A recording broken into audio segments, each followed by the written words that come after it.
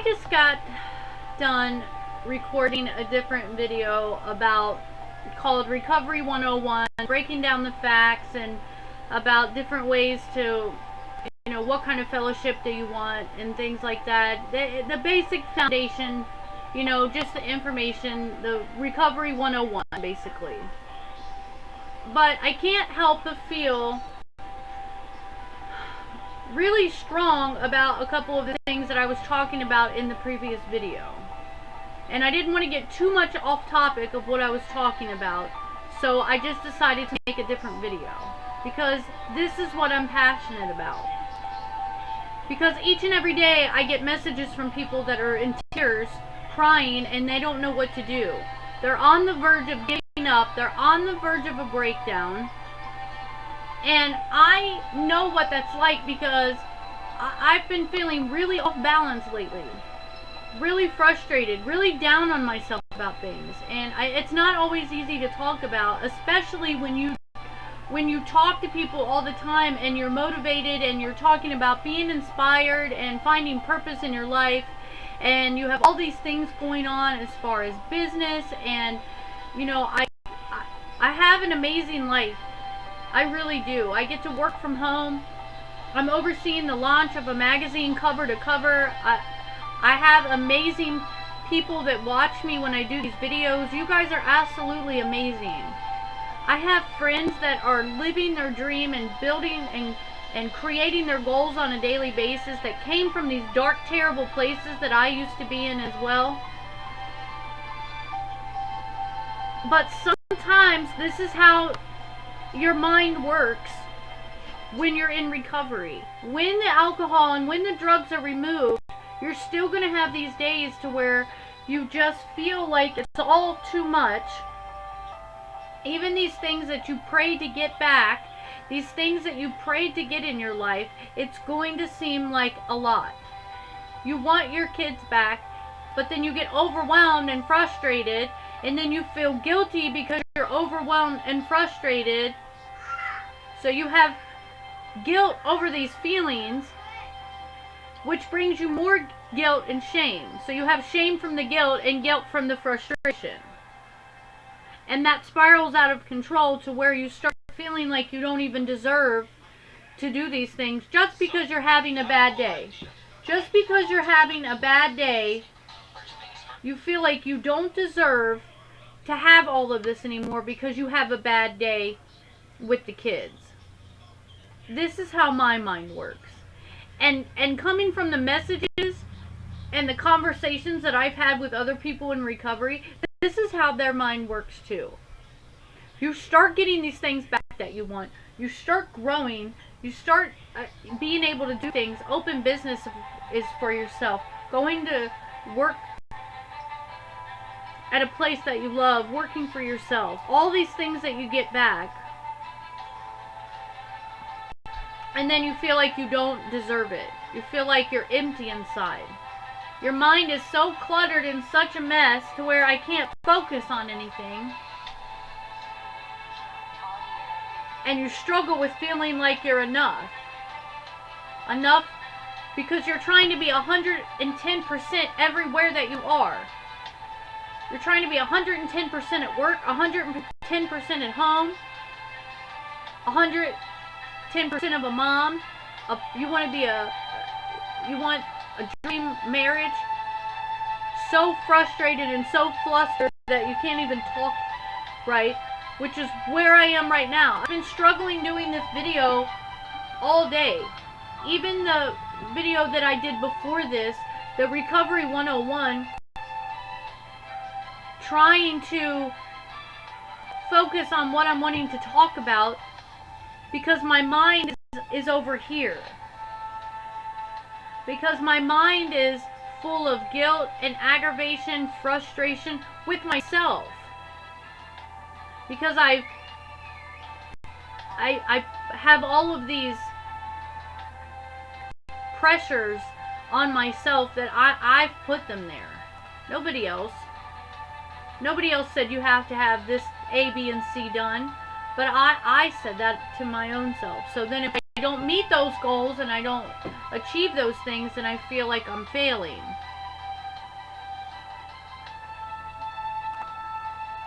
when in all reality I'm just a regular, normal human. And I sit and think sometimes that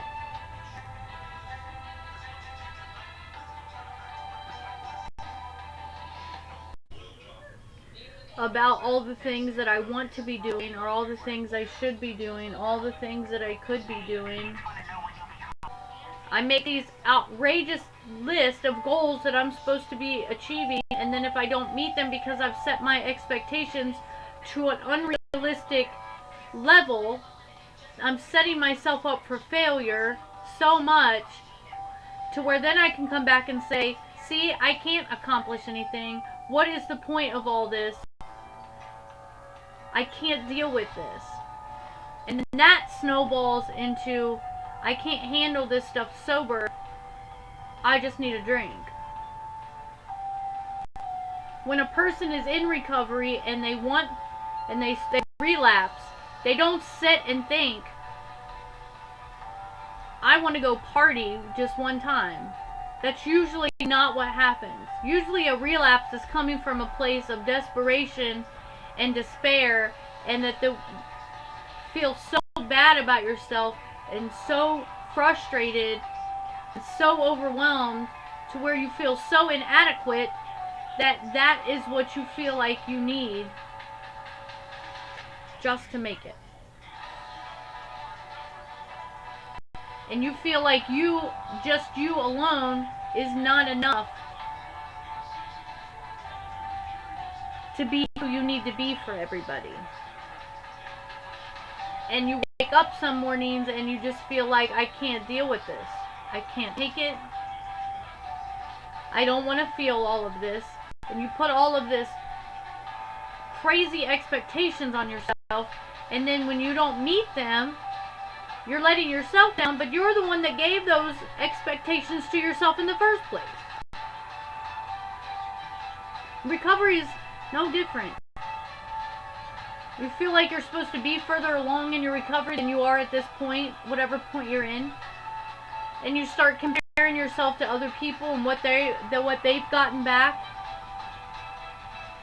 I had 2 different messages, 2 different conversations with people this week that they don't understand why they've been clean longer than these other people, but they don't have their kids back. They don't have the job that they want. They're not moving along fast enough, and they're not at the place they think they can be. So then I had to remind one of my friends, that when you were clean last time and you got your kids back right away, what happened? It was too much for you right then, and you relapsed and you went back out. When we try to change God's timing in our life for things, then when we're trying to reorganize and reorder the things that He wants us to experience and go through, so that we know that we can handle the bigger things. So He puts us through the smaller things first. It's kind of like a video game. When you're on one level, you want to level up here, but you don't have the coins and the tools and the weapons that you've gained from being down here. Some of you are trying to level up to here, and you don't have what you need.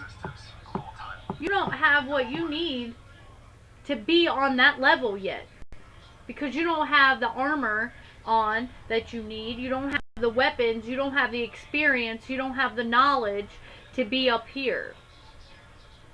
But you're wanting to just elevate from here to here without any experience, without the patience that you need, without any of that.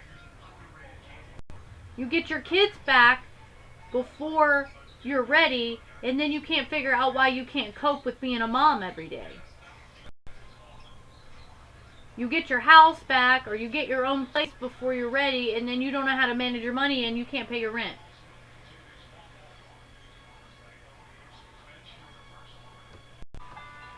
We want our families to forget about the last year and a half, 2 years, because we get 90 days under our belt.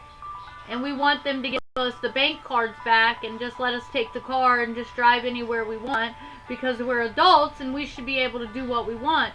But given the last year and a half to 2 years we've been running around with no regard for anybody else's safety, no regard for the law, no regard for anything.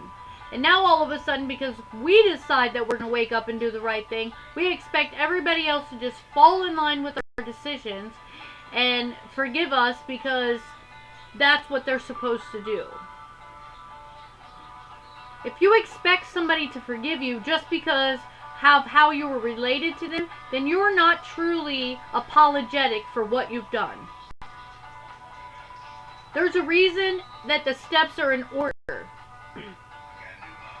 People want to get out of treatment after 30 days and start running around and telling people how sorry they are that they've messed up their life. There's a way to do things. It's not, and making amends is not just saying I'm sorry. It's not the same thing as an apology. We want to do things in our time and the way that we want to do them, and then we don't understand why they blow up in our face. Well, I don't understand why they reacted that way when I said I was sorry. Because that's not what an amend is. Making amends is not apologizing to everybody for the things that you did.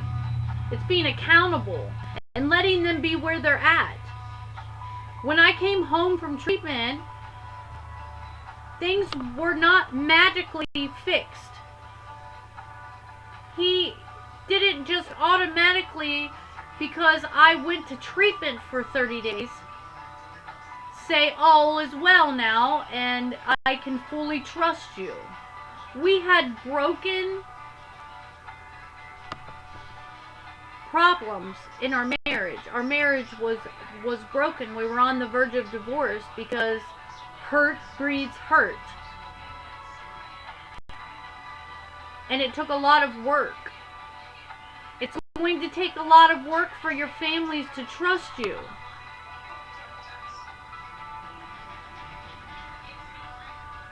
They don't stop trusting you because of one lie.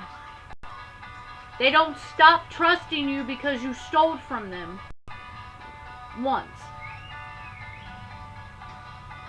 They come to believe that you're not going to change because we changed and went back so many times.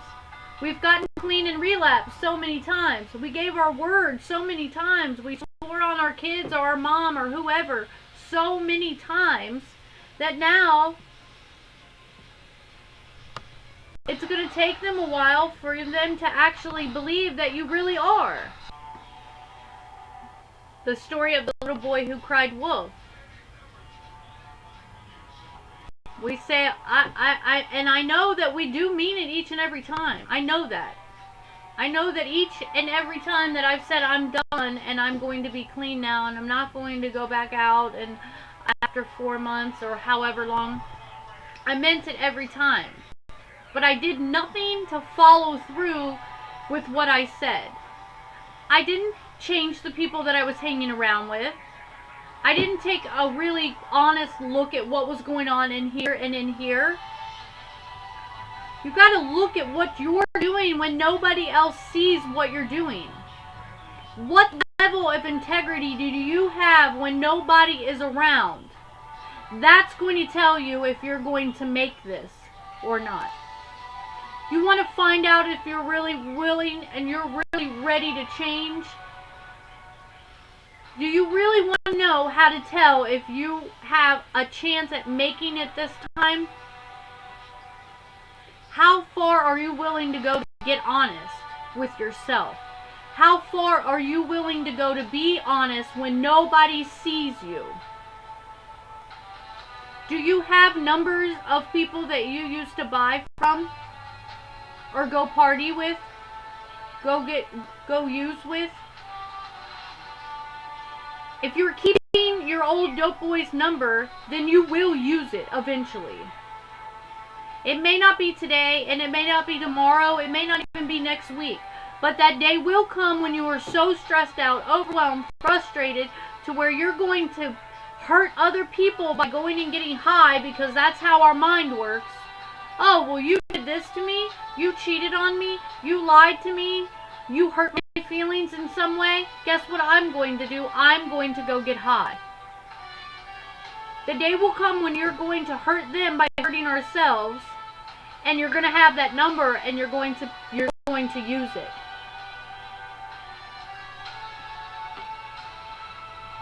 The opportunity to make a bad decision is there every day. Every single day when we open our eyes, we have the opportunity to make a good decision or a bad decision. So they say figure out what to put between desire and opportunity. Well, opportunity is always there. So what we have to fight is when desire shows up. Don't leave welcome mats out for desire. Eliminate the easy opportunities to go make a mistake. Don't keep those numbers. Don't try to help somebody and take them to go get something because they're sick. If you really start looking at this that they have as poison, then why would you go around it? How badly do you really want to get and stay clean? What are you willing to do? You know, I never understood for a while when people would say things like, you have to be willing to do whatever it takes to stay clean, just like you were willing to do whatever it takes to be when you were out there using to get that next one. I'm not talking about the chaotic, just all over the place, you know, where you're just going to run around and have no regard for anybody. That's not what I mean. But on a typical day in a person's life that's caught up in active addiction, they put blinders on like those horses that are in the track, to where they're not seeing the horse next to them, to where they're not going to see if they're ahead of them or behind them, because that horse that's running that race doesn't need to see where anybody else is. They just need to see where they're going. They don't need to see behind them. They don't need to see beside them. They don't need to know if the horse is coming up on them. When you put those blinders on them horses, the only thing they can see is right in front of them and where they're going. And that's what recovery has to be. Because when we're using, that's what we have on. We have those blinders on to consequences, safety of others. We have blinders on to what might happen if we get caught.